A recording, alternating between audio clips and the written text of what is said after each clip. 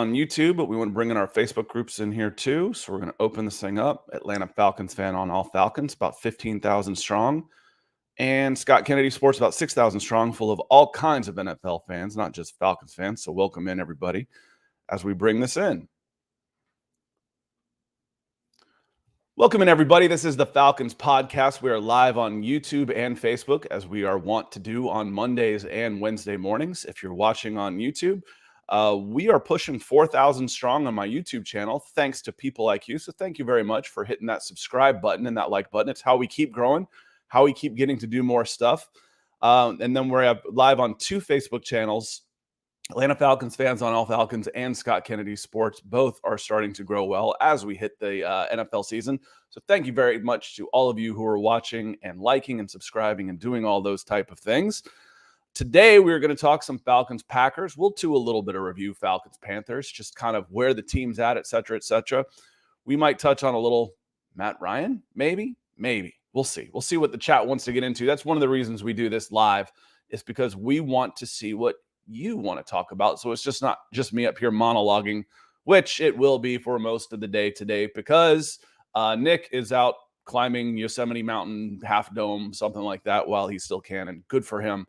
I love that he does it. I think it's very cool. So while the chat is reaching out and saying hello to everybody with its algos, I want to say hello to some folks that were in here nice and early on YouTube.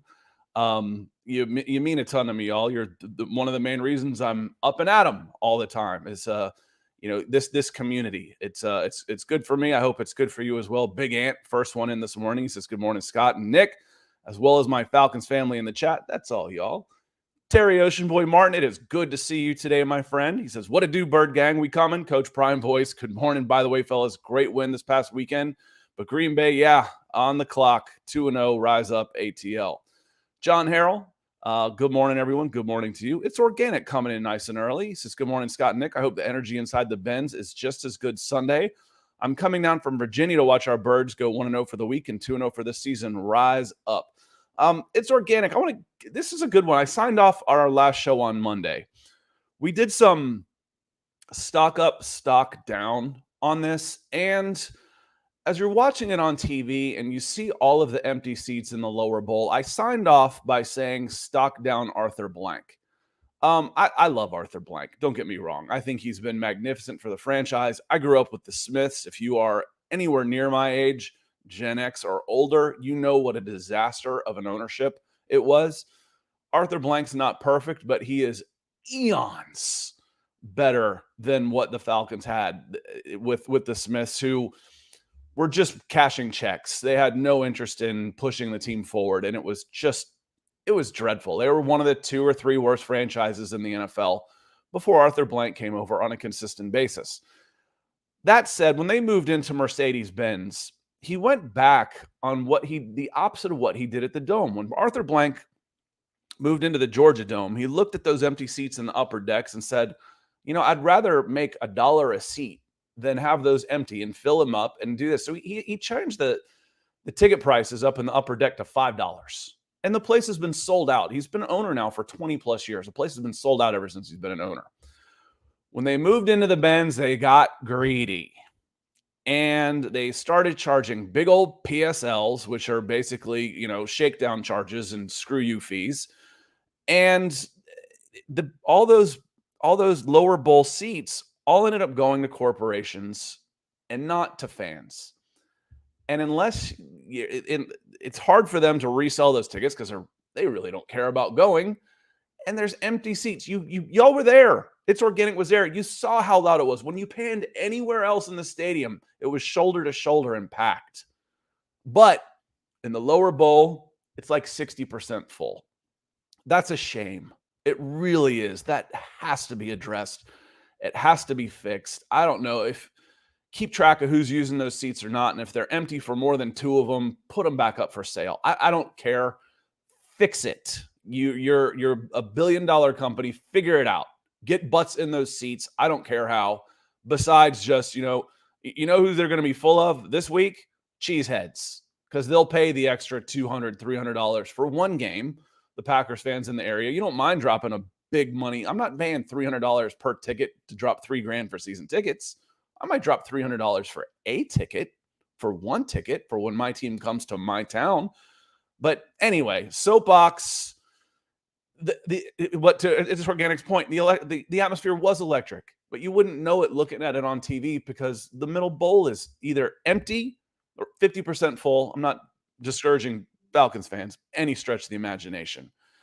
It's either half full of Falcons fans or half full of Falcons fans, and then the other teams, if it's a big team coming in. Like the Packers, the Bears have a lot of fans here. The Steelers, you've seen it before.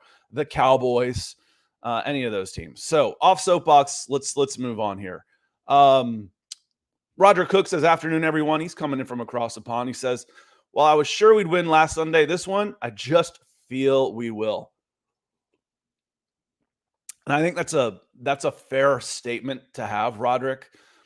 You felt pretty good going against the Panthers. You're not really sure, but there's so much new with the Panthers that was a win. The Falcons at home, first start for a rookie.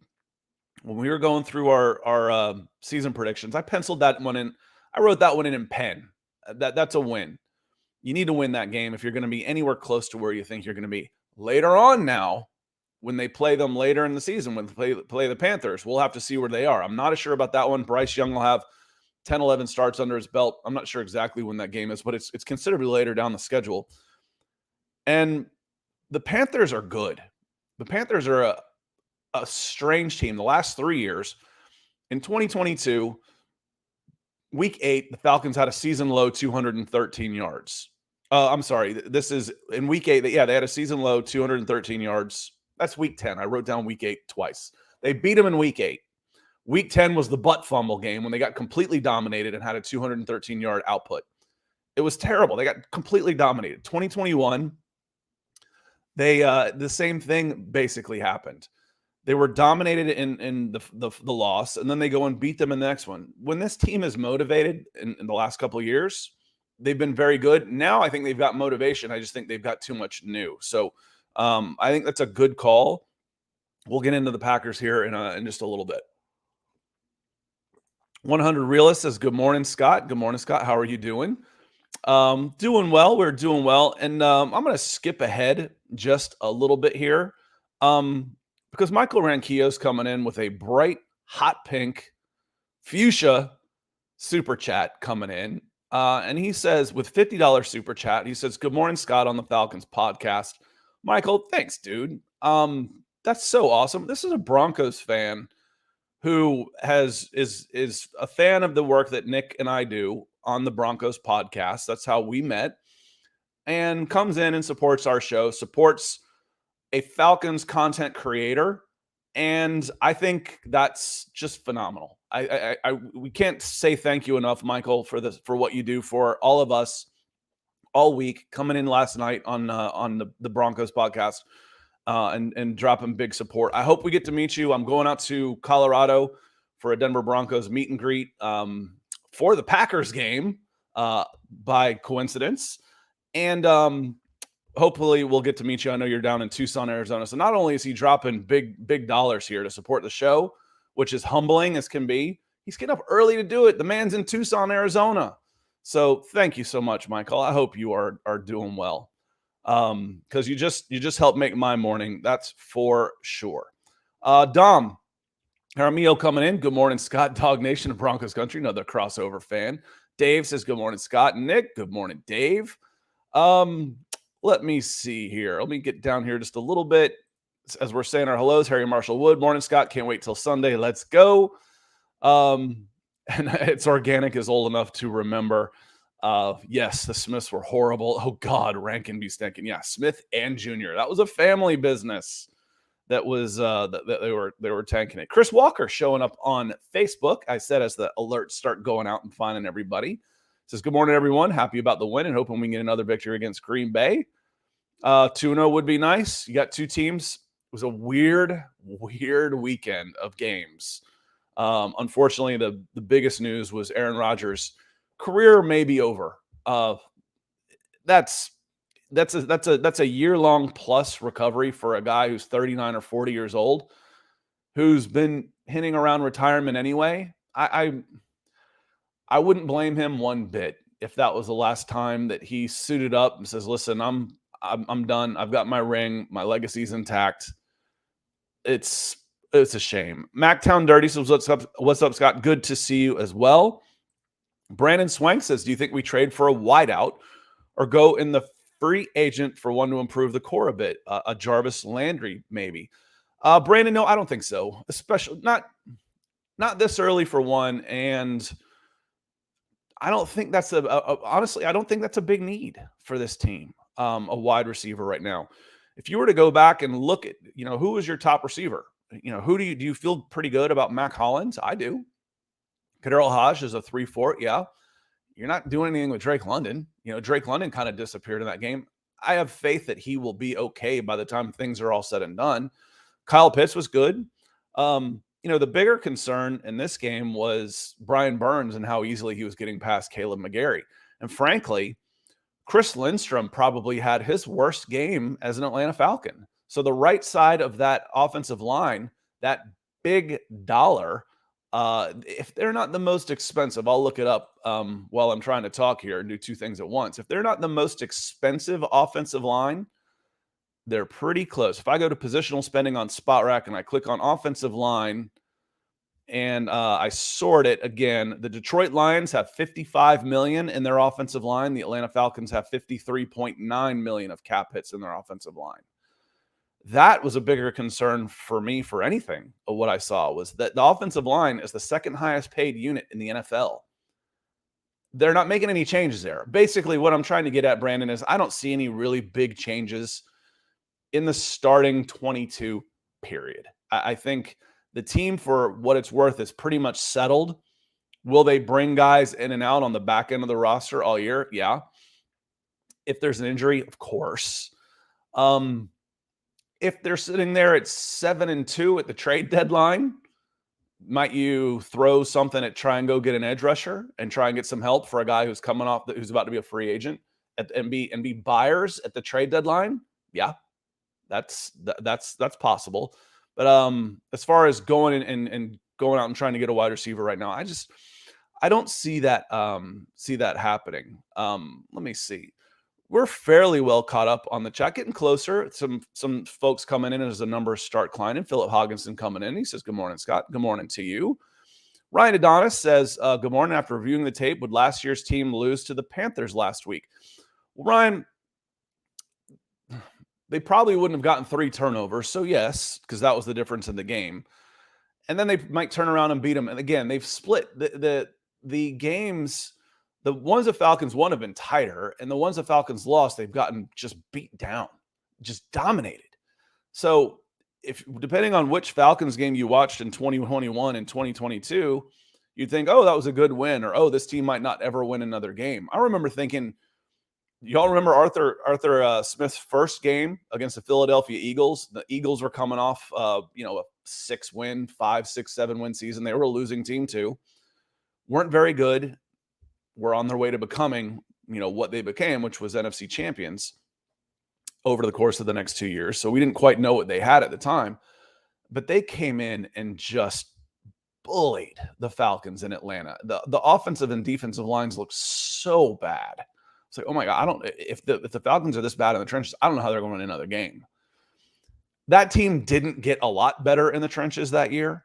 The big leap was 2021 to 2022, but they still managed to win 7 games. So did the Falcons play well? I guess this is what it comes down to, y'all. And Ryan, did the Falcons play well? On defense, hell yeah, they did.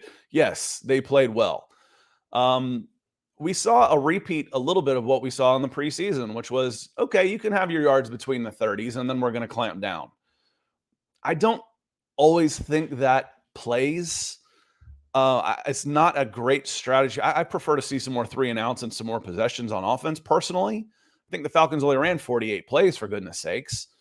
I'd like to see, a little more 3 and outs, a few more 3 and outs. But Arthur Smith came out and basically said, you got to get the win. That's what it's all about in this league. And, that's coach speak to a certain extent. But what he didn't say directly, but he kind of hinted at, was we didn't think Bryce Young and this brand new offense was going to be able to beat us. We didn't think that was going to happen. Our game plan was to go out there and not lose the game. And we knew we would win. Worked like a charm. 14-point win.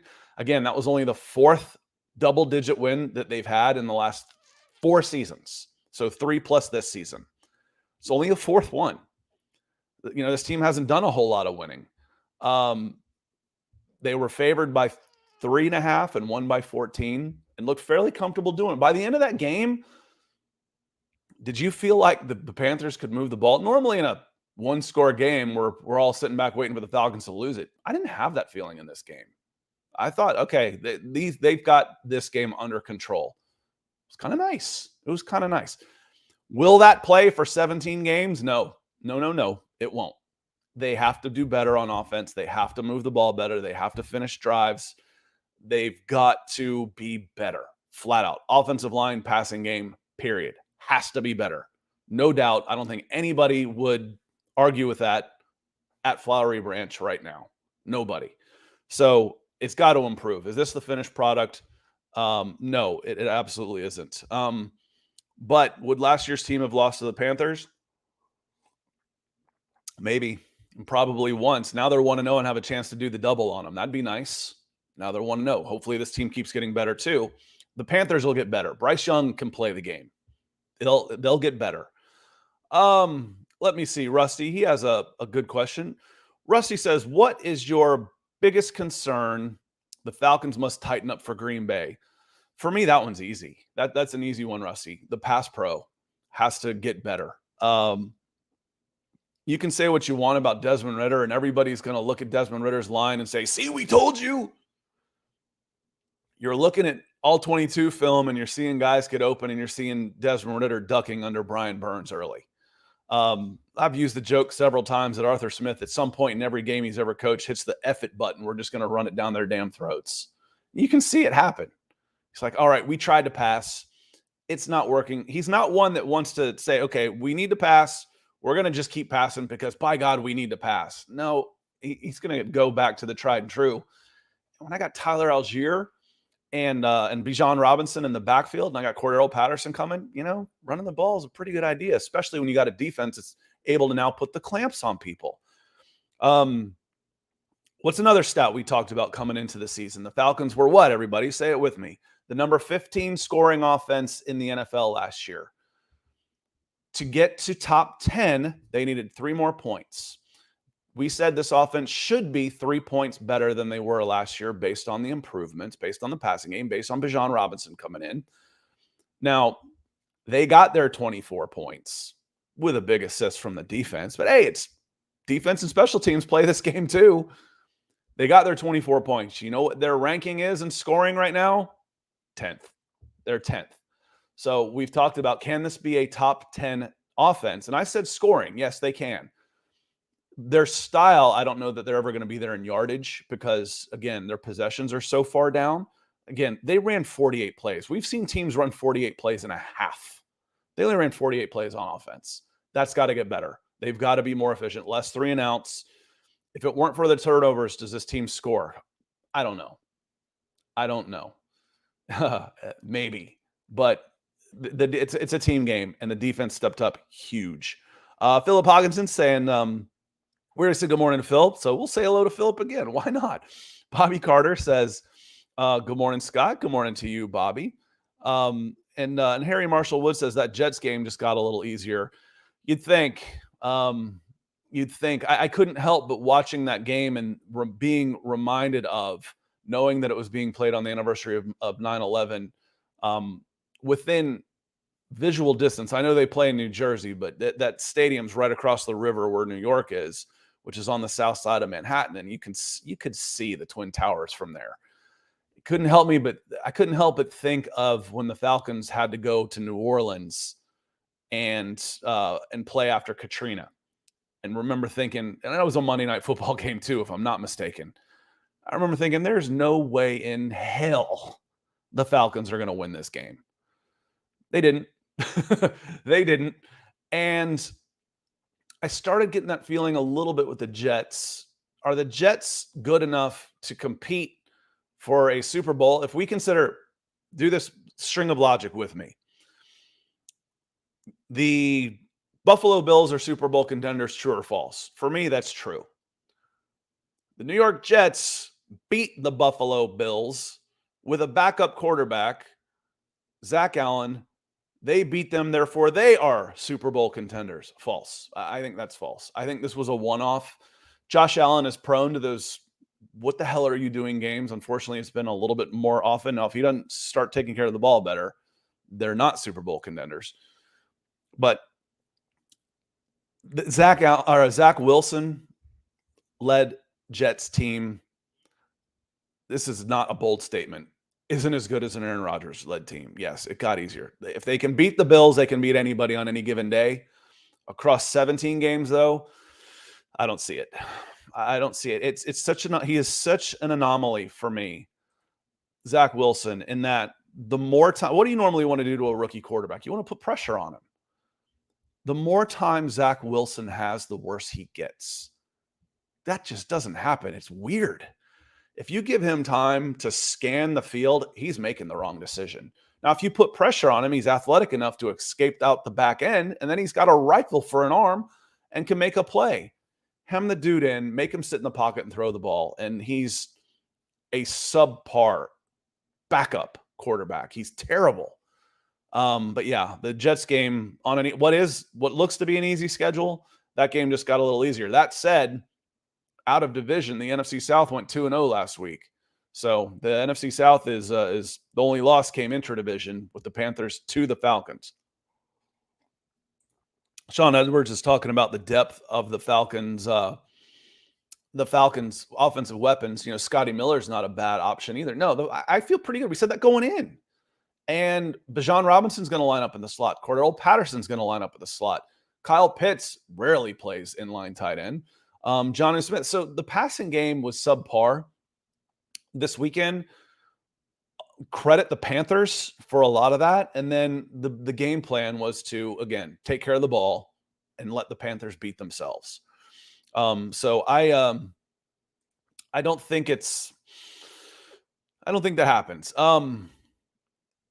Here's a good question from It's Organic. He says, if the Jets call about, I'm thinking you mean Taylor Heineke, because that's been what's gone around a little bit. So we can talk couple quarterbacks here. If the Jets call about, Tyler Algier, what do you think his worth is? I'd say a second rounder at least, but I think you probably mean Taylor Heineke. If the Jets were to call about Taylor Heineke, what do you think his worth is? You'd have to take on some cap hit with that. Let me see, because he got some guaranteed money in the form of a signing bonus. So if I look up, there's Ritter. Where's Taylor Heineke? There he is. He's up pretty high. 1, 2, 3, 4, 5, 6, 7, 8, 9. Taylor Heineke has the 9th highest cap hit on this team. He got a $4 million signing bonus. His dead cap hit, if you were to do something this year, would be like $6 million. So you got to figure his base salary is only 1.3. So you're taking on a $5 million prorated dead cap hit. So you're basically, in essence, you're not just taking my backup quarterback. You're going to have to buy my dead cap number with a draft pick. So you're talking second or third rounder. And I don't mean that just because you're out of your mind. Taylor Heineke's not worth a second round pick. He's, whatever. Maybe he is, maybe he's not. But my backup quarterback, who is a pretty good player, who's been a starter in this league, and you're asking me to take on $5 million of dead cap, you're going to have to pay for that. So, yeah, second, third round pick, easy. And that might not even do it, because I like having Taylor Heineke on this team. I need a number 2 quarterback on this team. And at $5 million, it's worth having a number 2 quarterback on this team. Let me see here. Here's a newer name. Welcome in. He says, Rexton Too Freshish.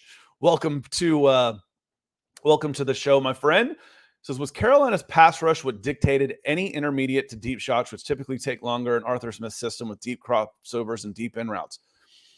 Brian Burns dictated the passing game completely. We asked a question on here, last week. We can roll it back and I can sound like an idiot, which That happens all the time. This one sticks out in my brain. If Brian Burns signed, we asked, well, does it matter? And Brian Burns might be out. And I was like, at this point, does it really matter? Is he even in game shape? Is he been around in game shape enough to make an impact on this game? Good Lord. Yes. The answer was yes, Scott. Did he run out of gas a little bit? Maybe. He was neutralized in the second half. But if you listen to Arthur Smith, he says, it's a game of adjustments. And he inadvertently called Caleb McGarry out by name. That never happens, ever. He never singles out guys. He's a lot like Bobby Cox in that way. Never singles out guys. But he was talking about the problems we had, and he goes, even Caleb McGarry. And then he quickly changed the subject to Brian Burns. He says, we made some adjustments. If we were going to let him we couldn't let him wreck the game. If we let him wreck the game, shame on us. If you don't make an adjustment to this guy who's just eating your lunch, then you're not a very good coach. So the early lack of passing game was dictated by the fact that they couldn't block Brian Burns at all. I don't care who your quarterback is at that point, because Dez is pretty mobile. He can move around a little bit. They had to throw underneath. You couldn't throw down the field because as soon as you set your foot, as soon as Dez was setting his foot in a 5-step drop, Brian Burns was on him. So that got better. That did get better. And then, the question goes, do they trust Desmond Ridder? It's still a 1-score game, and they're throwing it long to Kyle Pitts. Yeah, they do. They're just going to be cautious about taking their shots. So, that wasn't when it was 24-10 and they're up 2 scores. That was a game-killing drive. Loved it. Love seeing that. I cannot stand that ultra. I call those prevent offenses. You hear the term prevent defenses all the time. We all know what that is. But the old prevent offense is, hey, we've got a 1-score lead with 2:30 on the clock, and we run the ball into the line of scrimmage 3 times and punt. And then we lose. I loved it. I love the aggressiveness personally. Personally on that, I did.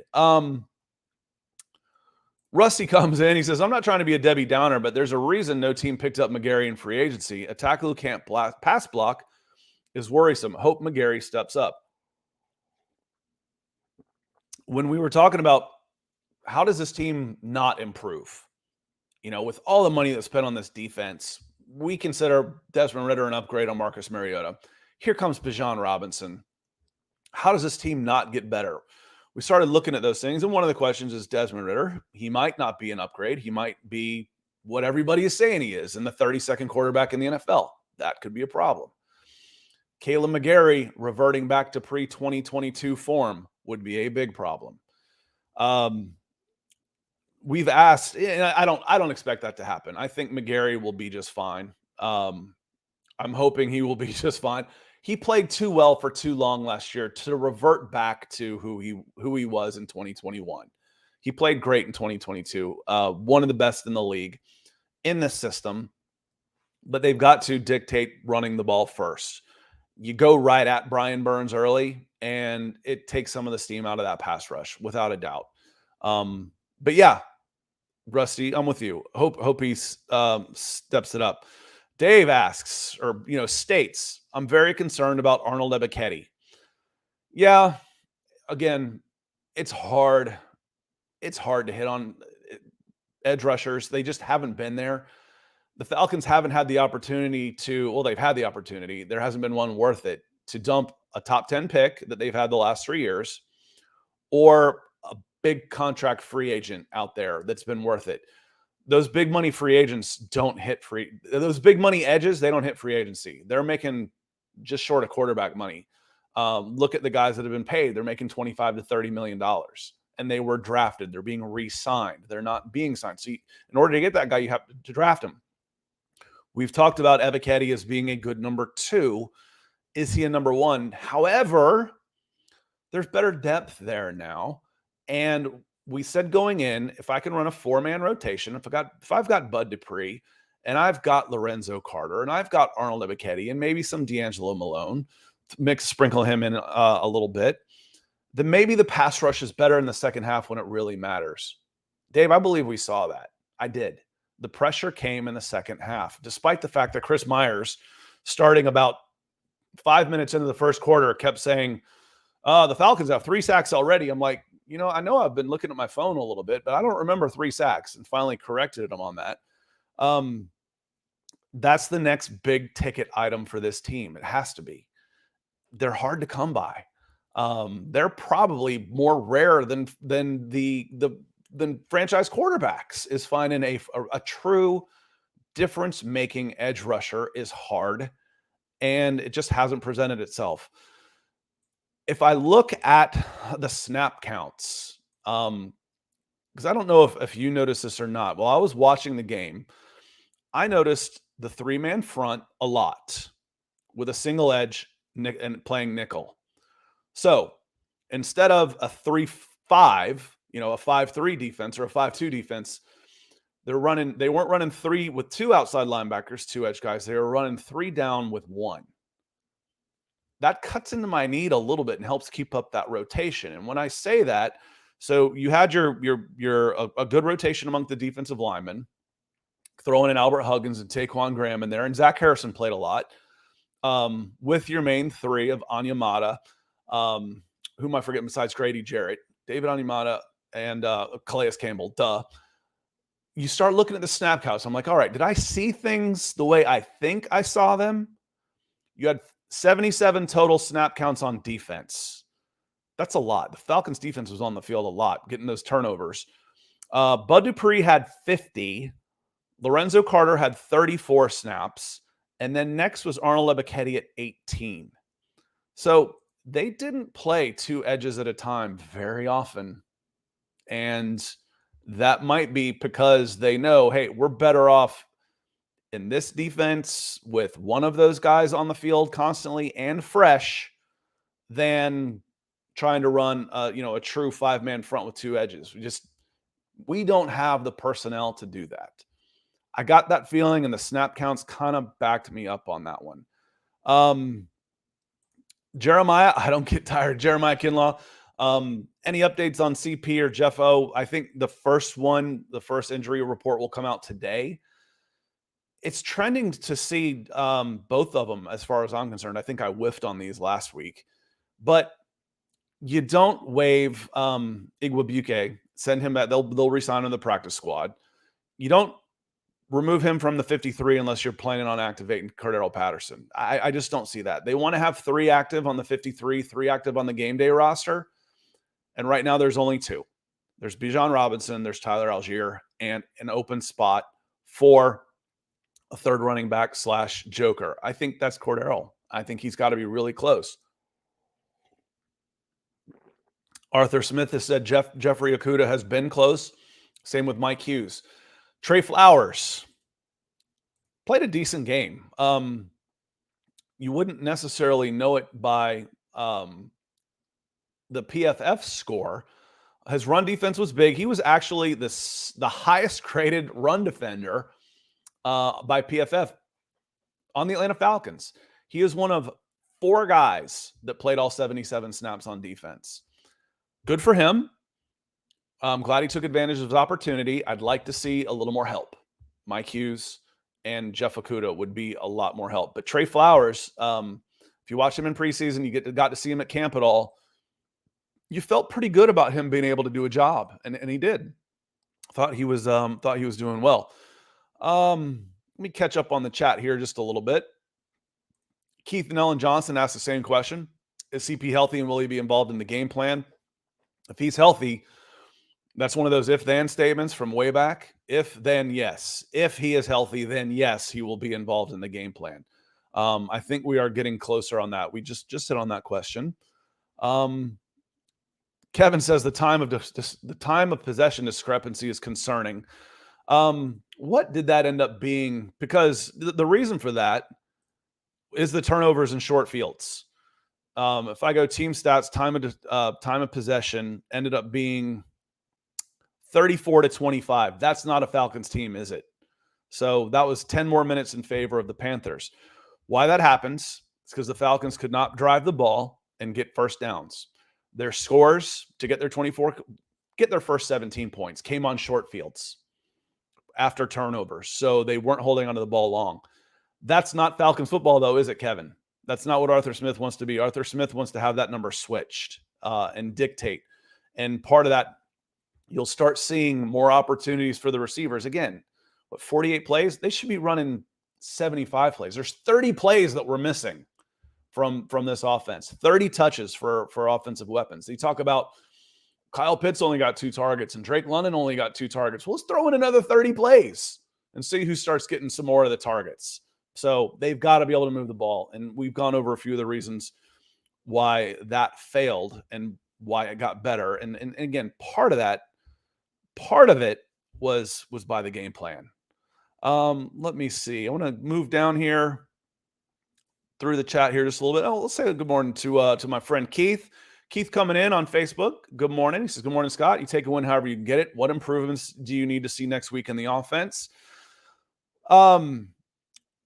First off, the passing game has to be better. The protection has to be better. I'd like to see them start with trying to dictate the run, and it will open up some of the play action. It will get those guys on their heels a little bit. But basically, protection has to be better first. Keith's a Denver Broncos fan, so he's heard me say this a lot about the Denver Broncos offensive line. I don't care. Desmond Ridder is not a very good quarterback. I don't care. I don't know that for sure until he gets some protection. I have faith in this offensive line. I thought Matthew Bergeron played great at left guard. I thought he did well. I thought Matthews was Matthews. Matthews does a job. Pencil him in, he does really well. Dahlman has continued where he left off last year. He is a competent NFL starter. He can play the game. It's just fine. Chris Lindstrom, it felt like his worst game as an Atlanta Falcon, and if I went through his PFF scores, PFF would probably agree that it was his worst game as an Atlanta Falcon. And Caleb McGarry had a poor game. Let me see. If I look on the offensive lines, I'm on defense right now for the Atlanta Falcons looking at PFF. Let's see what they said. I know what my gut reaction was that it was poor. And then I think they do a pretty good job. Again, I don't rely on a set of stats. I rely on my eyes, and then I like to back them up with stats. And then if I see stats and something stands out to me, I like to verify with my eyes. My eyes told me, so did yours, that Caleb McGarry struggled mightily. He had a 43.9 pass block grade. That's bad. Chris Lindstrom's pass block grade was 16.7. You know who had a pass blocking grade in that neighborhood several times in 2021? Jalen Mayfield. So try this on for size, Keith and Falcons fans out there. Chris Lindstrom pass blocked like Jalen Mayfield, and the Falcons won by 14 points. Probably didn't win with the passing game, did you? If he's blocking like that. Caleb McGarry's at a 40s. No, you didn't. Is Chris Lindstrom going to be a 16 week in and week out? Hell no. Come on. No. This was the highest graded guy in football last year at any position. He had a bad game, and you still won by 14. That speaks to the depth of this team. That speaks to the talent that is now on the field. That speaks to a game plan against an outmatched opponent. Wow. When's the last time we were able to say the Falcons outmatched an opponent? It's been a while. It's been a while for sure. My friend Joe Cannon coming in. He says, great morning, Scott. And good morning to you as well, my friend. It is great to see you. Appreciate you coming in and checking in. I'll keep an eye out for on the chat, see if there's anything coming in. Oh, see, I'm behind. I'm scrolling down. So I'm about 15 minutes behind on the comments. I did that one morning by myself, and I had the mute button on and didn't know it. And I was talking by myself for 7 minutes. So hopefully I don't get 10 minutes and said, Scott, your audio went out as I'm catching up on these. Michael says, hello, Scott Nick with the Fires. Good to see you as well. Harry Marshall Woods says, for Algier, definitely a second rounder. And this goes back to what would Tyler Algier or Taylor Heineke be worth in a trade? Obviously, this is fantasy football talk. I mean, they might entertain a trade for everybody's got a price. Don't get me wrong. But I talked about Taylor Heineke. One of the reasons you would have to take a premium on him, even as a backup, is because he carries a dead cap hit. One of the reasons why you would take a premium on Tyler Algier is because he is dirt cheap. My God. What was he, a 5th round pick? I got to scroll way to the bottom of Spot Rack to find Tyler Algier. And, I mentioned before, one of the happiest guys in the world that Bijan Robinson is going to be there should be Tyler Algier, because he's going to cut his carries in half while keeping his production high. 75 yards and a touchdown across 17 games would be a pretty good season. Tyler Algier is on a cap hit of $950,000 this year, $950,000. And remember, the Falcons carried a dead cap hit of about $80 million last year. So you could carry 80, a team of 80 Tyler Algiers for what they paid players to not play for the Atlanta Falcons last year. So he'd be worth a little extra. Would you rather have Jonathan Taylor and need to, this is a nice little exercise right here, y'all. Would you rather make a trade for Jonathan Taylor, knowing I got to give him a new contract with a guaranteed of about $25 million across 2 years and an $8 to $10 million cap hit? Or would I rather have Tyler Algier for $900,000 cap hit? I know the answer to that one. I know who I'm building my team with. Y'all have seen those things on Twitter and Instagram and stuff, and they put guys in tiers based on prices. Like tier 1 is Tom Brady, Aaron Rodgers, Joe Montana, whatever. And this costs you 5 points. 4 points ends up being Roger Staubach or whatever. They go down and you say, okay, you've got 10 points, build your team. Tyler Algier would be a 1. He'd be a 1 point, and that'd be my running back. He'd be my running back on there. So, yeah, Tyler Algier is incredibly valuable to this team, and people have been sleeping on him, and that's done. I think that's done. Roderick Cook, let's get into this a little bit. He says, what did you make of Jordan Love and the Packers? I know we're 40 minutes in, but we'll talk some Packers Falcons here before we get out of here. I thought Jordan Love was fine. Accuracy was okay. And again, that's not a great offense yet. Looking at some numbers, after week 1, they're 11th in total offense by yards, 7th in passing, 18 in rushing. Number 2 in scoring. Falcons are number 10 in scoring. They're number 2 in scoring. However, they were going against the Chicago Bears.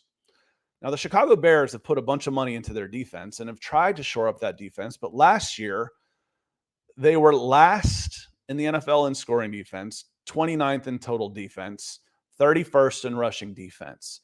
So the Atlanta Falcons will be a much stiffer test on defense for the Green Bay Packers. Going into Chicago, beating the Bears, it's no gimme. We were interested. I was interested to see how all of these new pieces would fit in for the Bears, the same way we wondered how all these new pieces would fit in for the Atlanta Falcons. The Falcons passed their first test. The Bears failed their first test. Green Bay looks to be a better team to me than the Carolina Panthers at this juncture. Talking power rankings a little bit, I think the Falcons moved up to number 16 in the NFL.com power rankings. And I think that's fair. I think that's a decent number. Number 15, where the Packers had jumped all the way up from 24 to 15.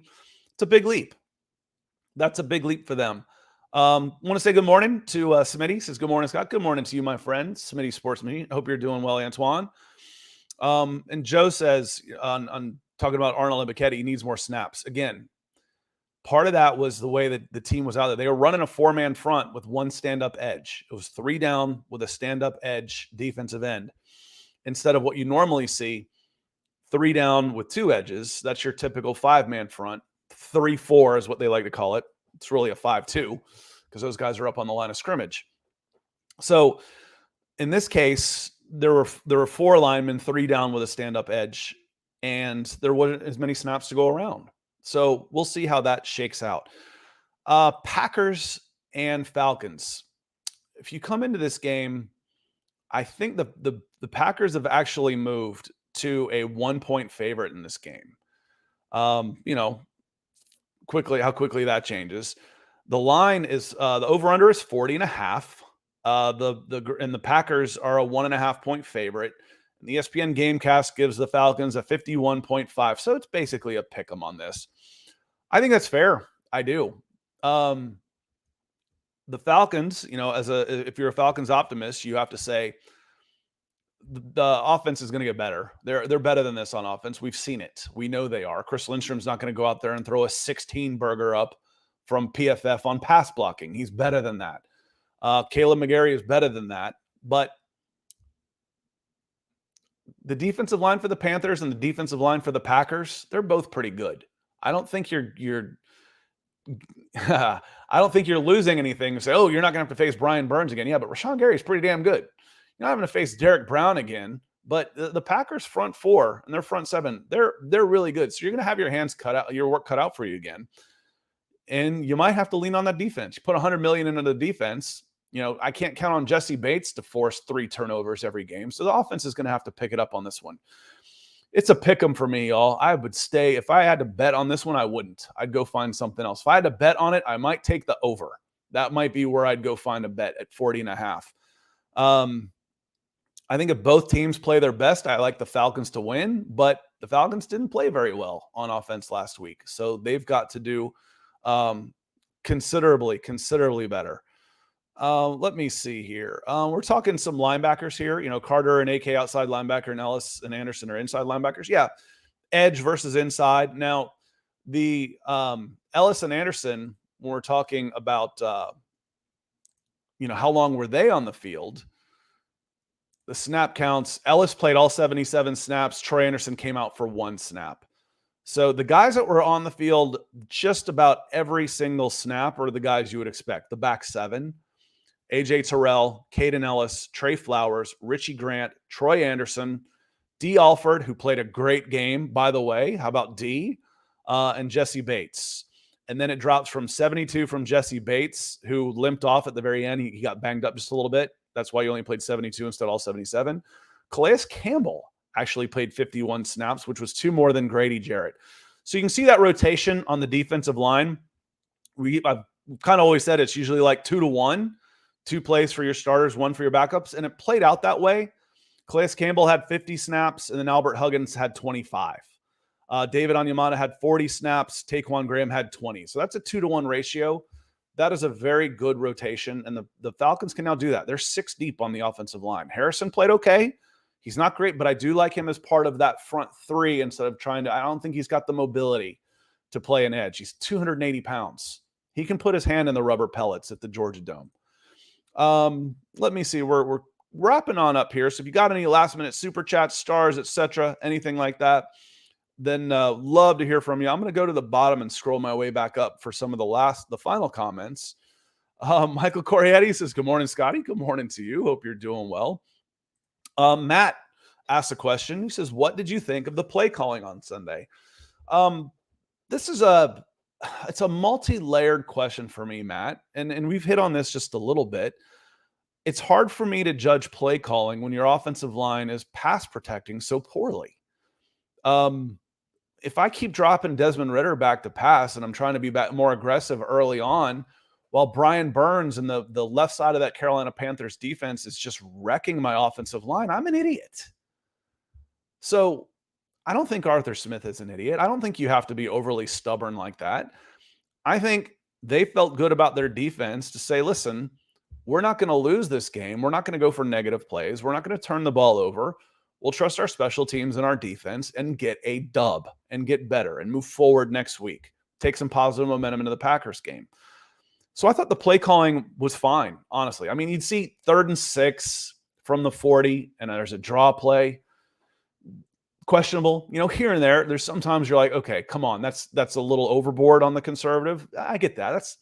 But on the whole, if I take a look at the overarching game plan of was it too conservative? Was it not? It was definitely conservative. Don't get me wrong. But that was part of the game plan to get the dub. And I'm okay with that. I am. They didn't need to go out there and sling the ball around to beat this Carolina Panthers team this time. If they call plays and they play offense like this for the rest of the year, it's going to be a long season. They're not going to accomplish what they want to. But it's week to week. And that game plan against a rookie quarterback making his first ever start for a new coach who is implementing a new system, and Frank Reich with the Carolina Panthers at home with a raucous crowd making it loud as hell out there, the game plan was good. It was a good game plan. I don't have any problems with that, Matt, but I certainly understand the question. I'm just trying to think big picture. Against the Panthers, the game plan was good. Will that play for 17 games? No, it won't. No, it won't. And they know that. They know that. Arthur Smith came out and said post-game he was pretty pissed about some of the execution and some of the things that he was seeing out there that need to get better. And the fans were kind of pissed from some of the things they saw out there too. And they won by 14. Fourth time in 4 years that they've won by double digits. That's nice, isn't it? That's nice. Yeah, there's one right there. It was a 3rd and 20 for me. We gave it to Bijan and almost made it, but still. I think there was, and that one doesn't bother me. 3rd and 20, the chances of making that, of converting on a 3rd and 20 versus giving up a big negative play leans heavily towards the giving up a big negative play. Sack and a fumble, strip sack, interception over the middle, and that sometimes when you see a 3rd and 20, you're hoping for maybe he can throw it 60 yards and they'll be dumb enough to intercept it and you can tackle him. Sometimes that's the best outcome. But I remember a 3rd and 6, like in scoring range, where it was a handoff, or it was like a 3rd and 9. 3rd and 6 is a maybe. That's a possible running play with this team. But it was a convertible 3rd down, not a 3rd and super long on that one. So on that note, y'all, I can't help but the fact that I am a lifelong Atlanta sports fan and don't feel nearly as confident about this game as I did against the Carolina Panthers. So I will do what I best can for you and say the Packers come in and get a dub. The Scott Kennedy, the old Skinnity curse, is not nearly as well known as the curse of the Bambino, but it's just as powerful. So this game's a pick 'em to me, y'all. I think it's again, if the Falcons play their best game, they'll beat the Packers. I think they're good enough to do that.